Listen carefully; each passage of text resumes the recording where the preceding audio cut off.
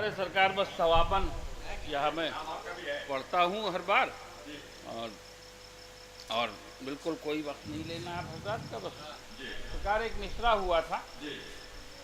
ابو طالب تمہیں قرآن کی تفسیر کرنی ہے. بس زیادہ نہیں، 2-3 شعر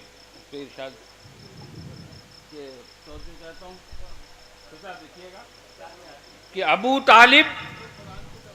تمہیں ایسی بھی ایک تدبیر کرنی ہے، ابو طالب تمہیں ایسی بھی ایک تدبیر کرنی ہے کہ 12 سورتوں کی ایک ہی تصویر کرنی ہے، کہ 12 سورتوں کی ایک ہی تصویر کرنی ہے،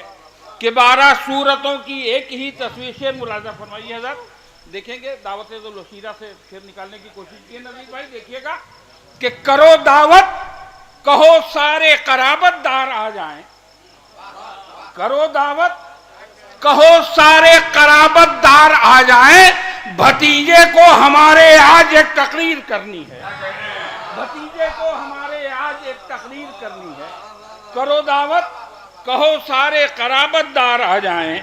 بھتیجے کو ہمارے آج ایک تقریر کرنی ہے. اور شعر دیکھیے گا حضرات کہ فرزدق ہی قصائد لکھ کے کیوں فرزدق ہی قصائد لکھ کے کیوں ممتاز ہو جائیں، فرزدق ہی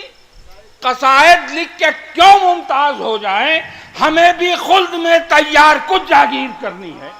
ہمیں بھی خلد میں تیار کچھ جاگیر کرنی ہے، ہمیں بھی خلد میں تیار کچھ جاگیر کرنی ہے، ہمیں بھی خلد میں تیار کچھ جاگیر کرنی ہے. شعر دیکھیے گا حضرت درد بھائی، بہت توجہ چاہتا ہوں کچھ کہنے کی کوشش کی ہے کہ وہی عاشور کو عباس کے بازو پہ ابھرے گی، وہی عاشور کو عباس کے بازو پہ ابھرے گی، جو روداد وفا تم کو ابھی تحریر کرنی ہے، جو روداد وفا وہی عاشور کو عباس کے بازو پہ ابھرے گی، جو روداد وفا تم کو ابھی تحریر کرنی ہے، وہ جو روداد وفا تم کو ابھی تحریر کرنی ہے. تضمین دیکھیے گا کہ تمہاری نسل ہی قرآن کو جی کر دکھائے گی، تمہاری نسل ہی قرآن کو جی کر دکھائے گی. ابو طالب تمہیں قرآن کی تفسیر کرنی ہے، ابو طالب تمہیں قرآن کی تفسیر کرنی ہے.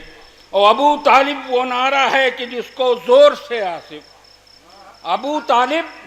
وہ نعرہ ہے کہ جس کو زور سے آصف خدا کے دین کو روز جزا تکبیر کرنی ہے، خدا کے دین کو روز جزا تکبیر کرنی ہے.